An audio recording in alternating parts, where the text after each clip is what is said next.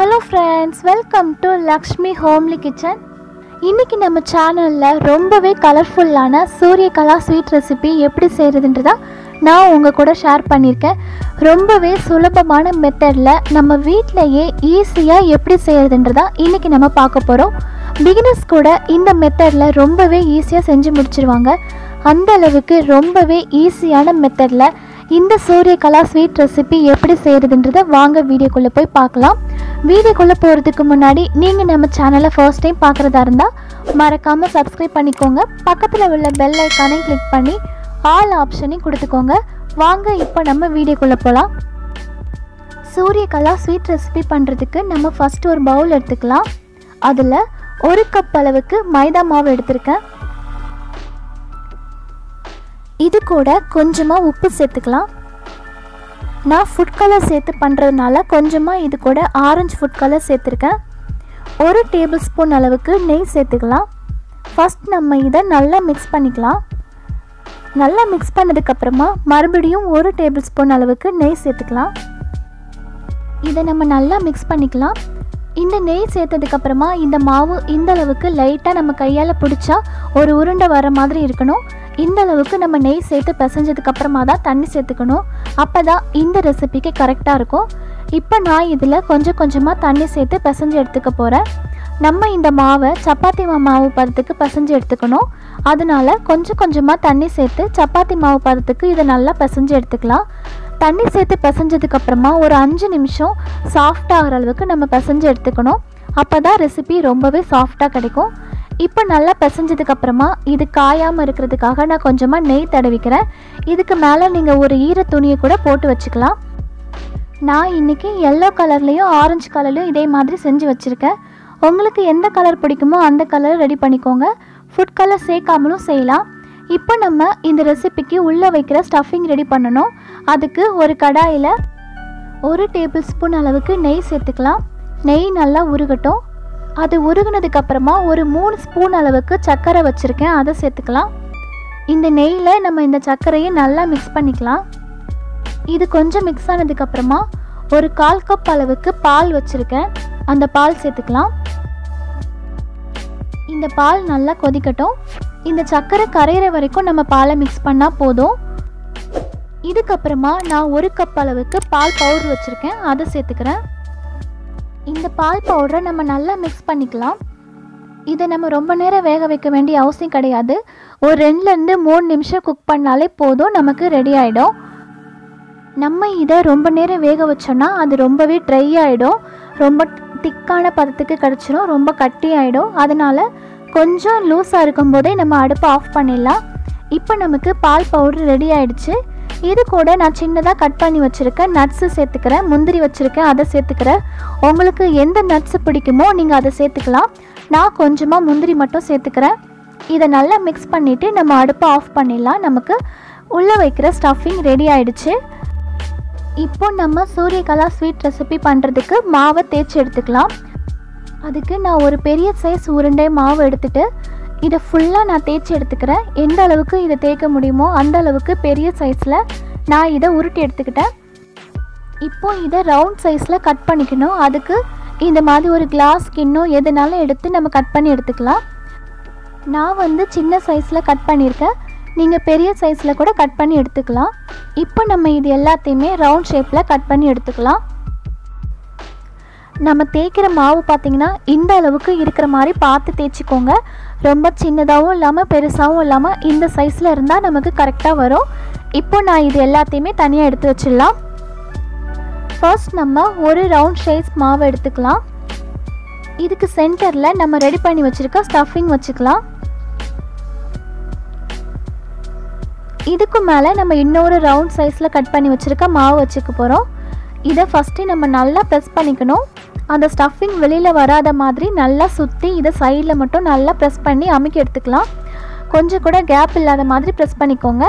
கொஞ்சம் கேப் இருக்கிற மாதிரி இருந்துச்சுன்னா நம்ம லைட்டாக கையில் தண்ணி எடுத்துகிட்டு அதை நல்லா சைடில் தேய்ச்சி எடுத்துக்கலாம். இந்த மெத்தட் பார்த்திங்கன்னா ரொம்பவே ஈஸியாக எல்லாருமே பண்ணக்கூடிய மெத்தட் தான். அதுக்கு இந்த மாதிரி ஒரு ஃபோக் எடுத்து நான் ஃபஸ்ட்டு சைடில் எல்லாத்தையுமே இந்த மாதிரி ப்ரெஸ் பண்ணி எடுத்துக்க போகிறேன். இப்படி பண்ணும்போது நமக்கு சூரியகலா ஷேப் ரொம்பவே ஈஸியாக கிடச்சிரும். பிகினர்ஸ் கூட இந்த மெத்தடில் ரொம்ப ஈஸியாக செஞ்சு முடிச்சிடலாம். இப்போ நம்ம இதை அப்படி கையில் எடுத்துகிட்டு அப்படி திருப்பிக்க போகிறோம். இப்போ நம்ம இதை கொஞ்சம் கொஞ்சமாக சுருட்டி எடுத்துக்கிட்டாலே போதும், நமக்கு ஈஸியாகவே சூரியகலா ஷேப் கிடச்சிடும். இந்த மாதிரி நம்ம கைகளால் கொஞ்சம் கொஞ்சமாக உருட்டிகிட்டே வந்தால் லாஸ்ட்டு எண்டு முடியும் போது கொஞ்சம் நம்ம லைட்டாக தண்ணி வச்சு அதை டைட்டாக மூடிடுங்க. அப்போ தான் நம்ம எண்ணெயில் வறுக்கும்போது அது வெளியில் வராது. இப்போ நமக்கு ஷேப் ஈஸியாக கிடச்சிருச்சு. நீங்கள் இந்த மாதிரி கூட சூரியகலா ஷேப் பண்ணலாம். நம்ம கைகளாலேயே பண்ணி எடுத்துக்கலாம். இதுக்கு ஃபோக் யூஸ் பண்ண வேண்டாம்.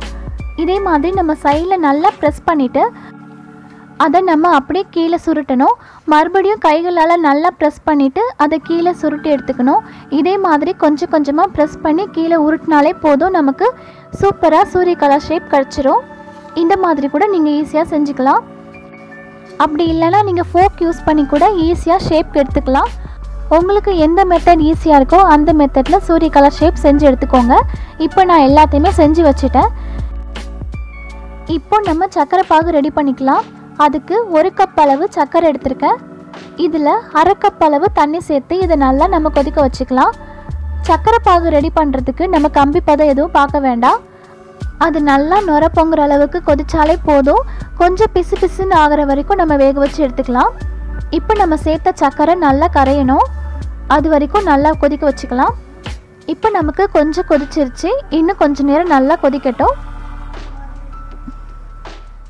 இப்போ நமக்கு நல்லா பொங்கி வந்துருச்சு. இந்த ஸ்டேஜில் நமக்கு சர்க்கரை பாகு பார்த்தா கொஞ்சம் பிசு பிசுன்னு இருக்கும்.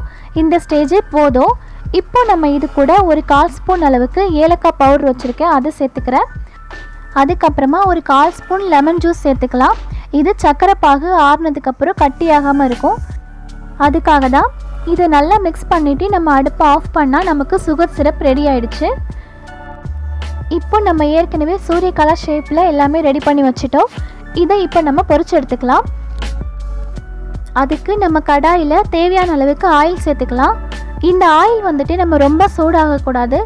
நம்ம சூரியகலா போடும்போது அதில் எந்த ஒரு பபுள்ஸுமே வரக்கூடாது. அப்படி பொறுமையாக ஒன்று ஒன்றா நம்ம இந்த சூரியகலா ரெசிப்பியை இந்த ஆயிலில் போட்டுக்கலாம். அது போட்டதுக்கு அப்புறமா தான் கொஞ்சம் கொஞ்சமாக பபுள்ஸ் வர ஆரம்பிக்கணும். அப்போ தான் சூரியகலாவுக்கு ரொம்பவே கரெக்டாக இருக்கும். இப்போ நம்ம எல்லாமே போட்டாச்சு. அது போட்டதுக்கு அப்புறம் பார்த்திங்கன்னா கொஞ்சம் நேரத்துக்கு அப்புறம் அதுவே வெந்து மேலே வரும். அப்போ நம்ம திருப்பி விட்டுக்கலாம். இதே மாதிரி 2 பக்கமும் நல்லா லைட்டாக வேக வச்சு எடுத்துக்க போகிறோம். ஒரு 2லேருந்து 3 நிமிஷம் வெந்தாலே போதும். இப்போ நம்ம இதை திருப்பி போட்டு அந்த பக்கமும் 2லேருந்து 3 நிமிஷம் வேக வச்சு எடுத்துக்கலாம். இது வெந்ததுக்கப்புறமா நம்ம இதை எடுத்து சர்க்கரை பாகில் போட்டுக்கலாம். சர்க்கரை பாகு கொஞ்சம் சூடாக இருக்கணும். ஒரு வேளை ஆறிடுச்சுன்னா லைட்டாக சூடு பண்ணிவிட்டு அதுக்கப்புறமா நம்ம பொரிச்சு வச்சுருக்க சூரியகலாவை சேர்த்துக்கலாம். இப்போ நம்ம சர்க்கரை பாகில் போட்டுக்கலாம். நான் சர்க்கரை பாகை வடிகட்டி தனியாக எடுத்து வச்சுருக்கேன், அதில் சேர்த்துக்கிறேன். இது ரொம்ப நேரம் ஊற வேண்டாம், கொஞ்சம் நேரம் ஊற வச்சாலே போதும். ஒரு 5 நிமிஷம் ஊறினாலே போதும். நம்ம மறுபடியும் அடுத்த இது நம்ம வறுத்து போடுற வரைக்கும் அது ஊறினாலே போதும். இப்போ நம்ம மீதி இருக்கிறதையும் இதே மாதிரி மிதமான சூட்லேயே வறுத்து எடுத்துக்கலாம்.